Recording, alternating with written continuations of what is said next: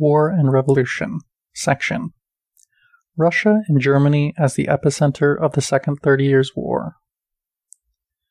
Totalitarianism culminated in the two countries at the center of the Second 30 Years' War. In this regard, a comparison between Bolshevism and Nazism is not merely appropriate, but mandatory. This does not mean sharing the approach of historians who describe the lives of Stalin and Hitler as parallel, as if everything could be explained by two power-crazy, utterly unscrupulous personalities.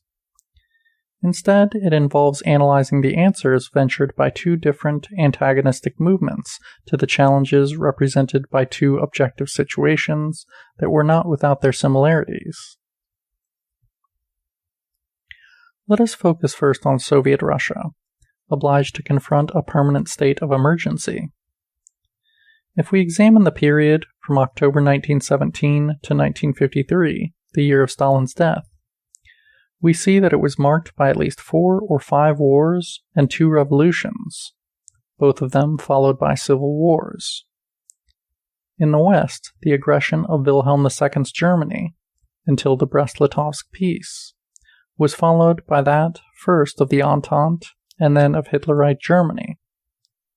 Finally, we have the Cold War, punctuated by bloody local conflicts, which threatened at any moment to turn into a hot war of major proportions, involving the use of atomic weapons.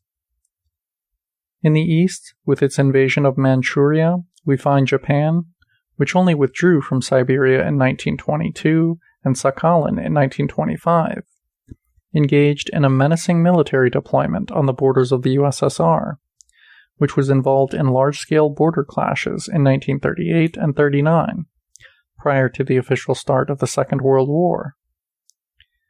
Moreover, the aforementioned were total wars, both because they did not proceed from a declaration of war, both the Entente and the Third Reich abstained from one, and because they were bound up with civil war and the invaders' stated intention of overthrowing the existing regime. Hitler's campaign explicitly aimed at the extermination of the Oriental Untermenschen. To these wars must be added internal upheavals and civil wars. That is, in addition to October 1917, we must bear in mind the revolution from above that was the forced collectivization and industrialization of the countryside from 1929 onwards. Revolution and war were closely connected, given that collectivization and industrialization were, or at any rate were considered, necessary if the USSR was to be capable of facing the dreaded new aggression, already clearly heralded by Hitler in Mein Kampf. The key moment was the revolution from above and without imposed by Stalin from Moscow on a countryside inhabited by national minorities traditionally branded as barbarians. The, quote, white man's burden now assumed a peculiar form, with the Russian city exporting socialist civilization into the Asian countryside by force of arms. Ethnic conflict intermeshed with political and social conflict. The conflict between poor or landless peasants and more or less affluent peasants already existed, but it was exacerbated and rendered fanatical by an ideological approach to the tragedy of starvation rampant in urban areas, responsibility for which was exclusively laid at the door of the money-grubbing kulak, a kind of vampire. The slightest opposition and resistance was ruthlessly repressed. Not only was the gulag greatly expanded, but the large-scale forced labor now became an element of economic and war planning.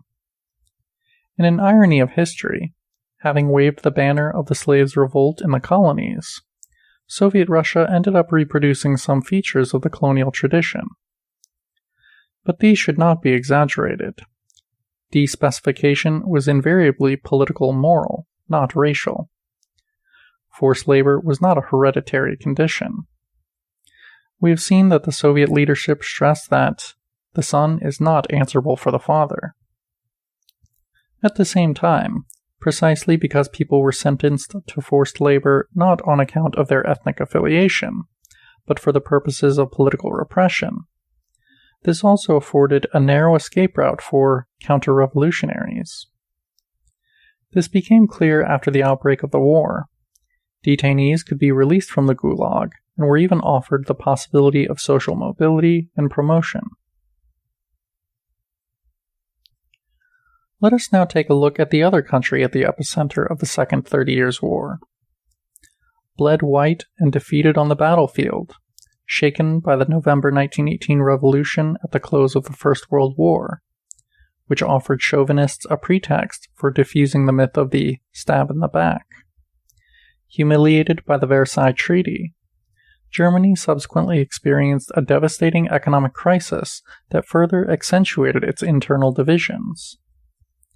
Having arrived in power, Nazism launched a preventative civil war to liquidate any potential opposition to its revanchist program, and to make surrender on the internal front, which had occurred in 1918, impossible.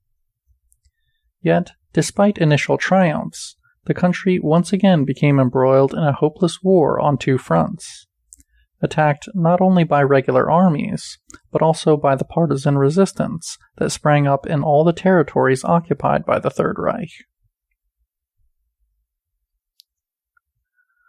To equate the Soviet Union and Hitler's Germany as quintessential expressions of totalitarianism is, in one respect, a banality. Where should we expect to find the basic characteristics of the political regime corresponding to total war, if not in the two countries at the center of the Second 30 Years' War? It is no surprise if the Univers Koncentrationär assumed a markedly more brutal form there than, for example, in the USA, which was protected from the danger of invasion by the ocean, and which, in the course of the massive war, suffered losses and devastation far inferior to those of the other main participants.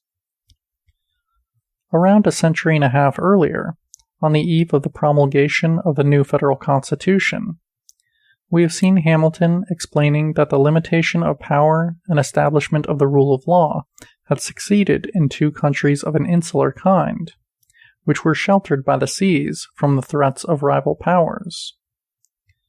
It is worth noting that during the Second 30 Years' War, all the countries of mainland Europe, located as they were in the epicenter, or immediate vicinity of the epicenter, of the great historical crisis, experienced the collapse of representative, liberal institutions at different times and in different ways. To a certain extent, totalitarianism also emerged in the USA when involved in two world wars. In the 20th century, an insular position was no longer a completely insurmountable obstacle.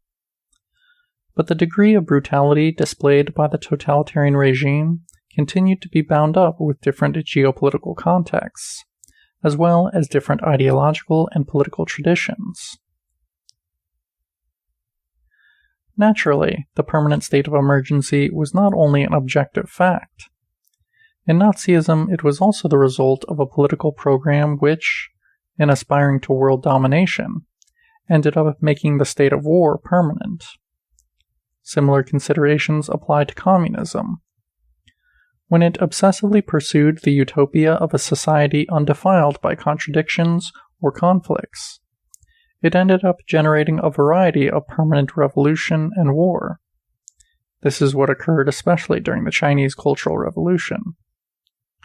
From this standpoint, too, the comparison is wholly legitimate. In another respect, however, the equation of the Soviet Union with Hitler's Germany is inane.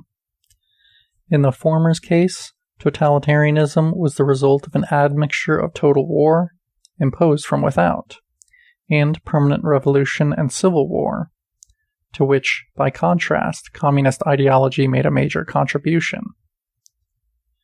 It also goes without saying that the Third Reich is not reducible to a mere episode of common criminality, as Bertolt Brecht seemed to believe when he wrote The Irresistible Rise of Arturo Ui.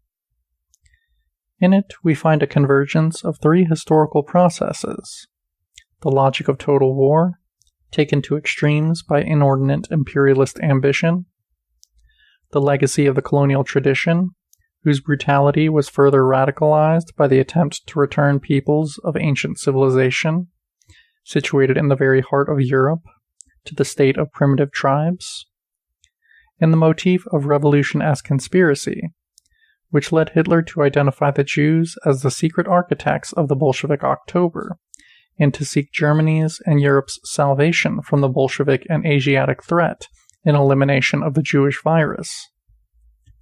It hardly needs saying that, far from being attributable to the October Revolution, these historical processes and ideological motives derived from the world against which the latter rebelled. End section.